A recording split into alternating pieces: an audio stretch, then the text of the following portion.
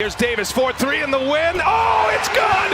Anthony Davis! Anthony Davis is one of the tallest and most talented players in the NBA. He has a track record that is pretty impressive. He has shown that he has a unique way of playing and has a certain flair for the game. His NBA career started with the Pelicans, who at the time were called the New Orleans Hornets. But recently he joined the Los Angeles Lakers. Some critics have been skeptical about the change. Lakers fans need him to show them what he is made of. He has already started to do this. Here's why Anthony Davis is all the Lakers need and more. If you enjoy this video, please show us some love by giving it a like. Subscribe to the channel and turn on notifications to make sure that you never miss a thing. Let's first look at Anthony Davis's background. He was born on the 11th of March, 1993 in Chicago, Illinois. He is one half of twins. His twin sister is named Antoinette. The siblings also have an older sister who is also a player. It is really not surprising that he is as tall as he is. His parents are both very tall too. His mother, Irainer, is 6 foot 1 inch, and his father, Anthony Sr., comes in at 6 foot 3 inches. But like we will soon see, he has surpassed both of them. We don't know all that much about his current personal life or partner, but what we do know is that he has a little girl named Nala, and it seems that he is still with her mom, Marlon. Together, they were looking for a house in Los Angeles in 2019, and there have been rumors that he was considering asking her to marry him as recently as the end of last year. But we don't know if he has yet or not, or if he is even really thinking about it. I guess time will tell. One big bonus that he has is his size. Many basketball players are very tall, but even in this group of people,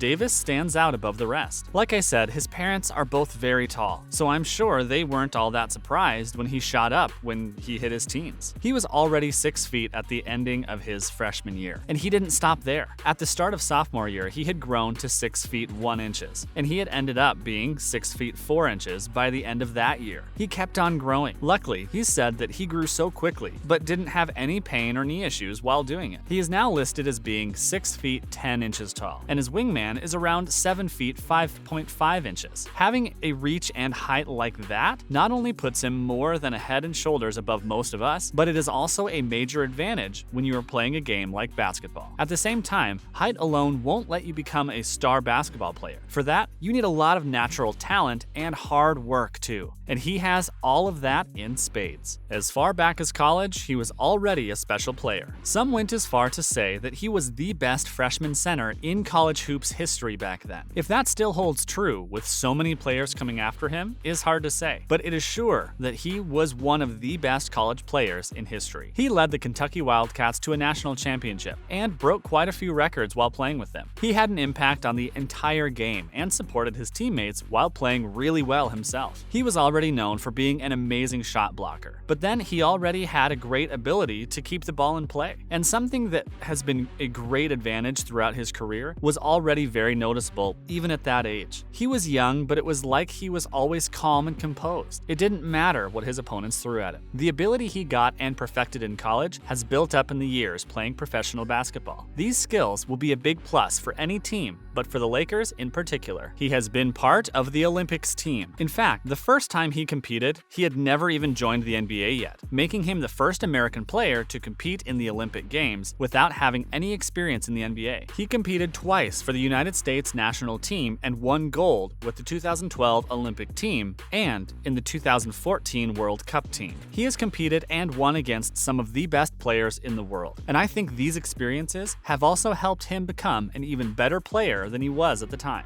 He has a serious drive. Without this drive, he would never have been able to get where he is today. Most professional athletes already start making a name in high school, but that wasn't so easy for Davis. He was in a high school that focused on math and science, but they had very little in the way of an athletic program. There was even a time that he considered changing schools, but Anthony and his parents decided not to when a coach advised them against it. The coach felt that a player that was good enough would get noticed anywhere, and it looks like he was right. Anthony Davis was listed as one of the best players in the National High School League, but still went fairly unnoticed because of the school he represented. Then he joined the Tie Streets Mean Streets team and traveled traveled with them. People started noticing, and offers for scholarships soon followed. His hard work paid off, and even now, he shows that work ethic time and again. He has also shown that he could make it to the playoffs. While he had never won a championship with the New Orleans Pelicans, Anthony Davis did reach the playoffs with them a few times, so it showed that he was capable. He also showed some serious personal skills during these playoff games. He reached an average of 30 points and 10 rebounds, all in his first playoff series. He was the first player to achieve this in 40 years. In the past 20 years, the only NBA players to reach that at all, Shaquille O'Neal, Hakeem Olajuwon, and Karl Malone. So it was obvious that Davis had it in him to become one of the best. But there were some things that have kept him back. His list of injuries. While I would love to just name all the amazing achievements Anthony has had, and he has had many, there is no way to get past the fact that he has had just as many injuries during his career. He has injured pretty much every part of his body that you can think of. He has had concussions and sprained knees. I mean, he has sprained a lot of body parts. He has had fractures and hurt various parts of his body. The brow doesn't seem to like it when people ask him about his inclination to get hurt, but it has sadly been a feature of his career. At the same time, while he has been taken out of games so many times because of injuries, he has also been able to achieve a lot in spite of this. How much more could he achieve if he is able to stay injury-free for a while? He has already been out this season because of an Achilles issue. Hopefully he can recover fast enough to play the rest of the season. He hasn't been with the Lakers long, but they have already taken the championship. In 2020, in his first season with the Lakers, he, alongside LeBron James, led his new team to winning the championship. It was Anthony Davis's first championship. But besides this, he had a very impressive season too. On October 29th, in just